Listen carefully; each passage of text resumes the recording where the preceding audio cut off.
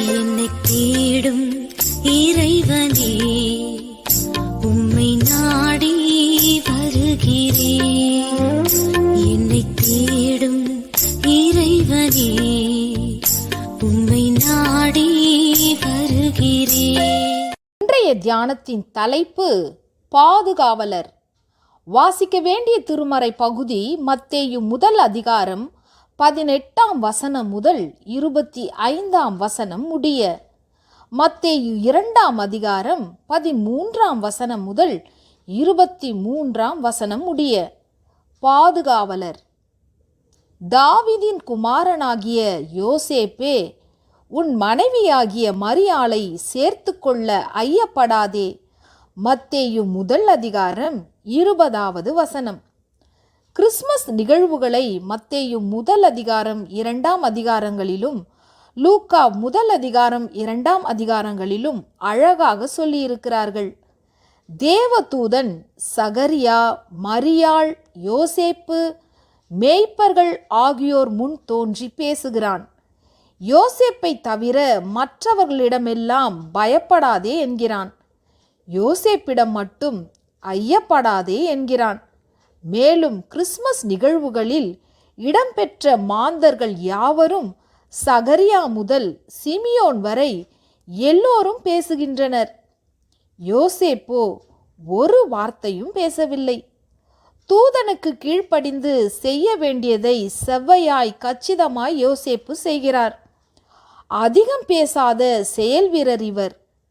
கிறிஸ்து என்னும் குழந்தைக்கும் மரியாளுக்கும் கண்ணியமான காப்பாளராக செயல்படுகிறார். இவர் பேசியதாக எதுவும் சொல்லப்படாவிட்டாலும் இவரது சிந்தனை பதிவாகி இருக்கிறது. யோசேப்பு நீதிமானாயிருந்து மரியாளை அவமானப்படுத்த மனதில்லாமல் இரகசியமாய் அவளை தள்ளிவிட யோசனையாயிருந்தான். மத்தேயு முதல் அதிகாரம் 19வது வசனம். ஆனால் குழந்தை பரிசுத்த ஆவியினால் உண்டானது என்றும் குழந்தையான இயேசு தமது ஜனங்களின் பாவங்களை நீக்கி ரட்சிப்பார் என்றும் அறிந்த பின் யோசேப்பு தேவ கட்டளைகளுக்கு அப்படியே கீழ்ப்படுகிறார். முதலாவது, மரியாளை சேர்த்து கொண்டு அவள் தன் முதற்பேரான குமாரனை பெருமளவும் அவளை அறியாதிருந்து தூதன் கூறியபடி குழந்தைக்கு இயேசு என்று பெயரிட்டார். மரியாளை அவமானப்படுத்த மனதில்லாது தள்ளிவிட வேண்டும் என்று யோசித்த யோசேப்பு மரியாளை சேர்த்து கொள்வதால் தனக்கு அவமானம் வருமோ என்று யோசிக்காது அவளை குறித்தும் ஐயப்படாது சேர்த்து கொள்கிறார். இரண்டாவது, சாஸ்திரிகள் வந்து போன பின் தூதன் சொன்னபடி இரவிலே பிள்ளையையும் தாயையும் கூட்டிக் கொண்டு எகிப்துக்கு போய் ஏரோதின் மரண பரியந்தம் அங்கே இருந்தார். ஏரோது இறந்த பின்பு மீண்டும் தூதனின் சொல்லுக்கு கட்டுப்பட்டு இஸ்ரவேலுக்கு வருகிறார். மீண்டும் தேவனால் எச்சரிக்கப்பட்டு நாசரேத்தூருக்கு வந்து சேருகிறார். நல்ல மனிதர், உத்தமர், தேவனுடைய கட்டளைகளுக்கு கட்டுப்பட்டு இயேசு குழந்தையை காப்பாற்றுவதற்காக இங்கும் அங்குமாய் பிரயாணப்படுகிறார். ரட்சிப்பின் திட்டத்தில் மரியாளுக்கோ சாஸ்திரிகளுக்கோ சிமியோனுக்கோ மேய்ப்பர்களுக்கோ கொடுத்தது போன்ற பெரும் பங்கு அல்லது சிறப்பு யோசேப்புக்கு கொடுக்கப்படவில்லை. ஆனால் கொடுத்த பொறுப்பை செம்மையாய் செய்திருக்கிறார். ஆண்டவர் நமக்கும் கூட அவ்வப்போது பேரும் புகழும் கிடைக்காத பொறுப்புகளை கொடுக்கலாம். அலட்சியப்படுத்துகிறோமா? ஆண்டவர் கட்டளைக்கு கீழ்ப்படுகிறோமா?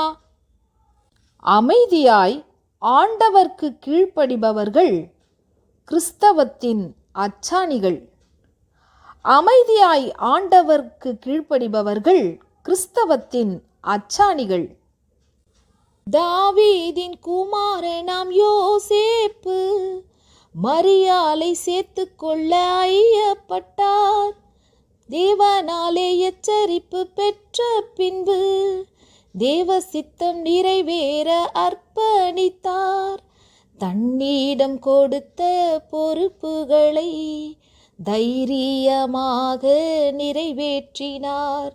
நம்மிடம் கொடுக்கும் பொறுப்புகளை தவறாமல் நிறைவேற்றி முடித்திடுவோம்.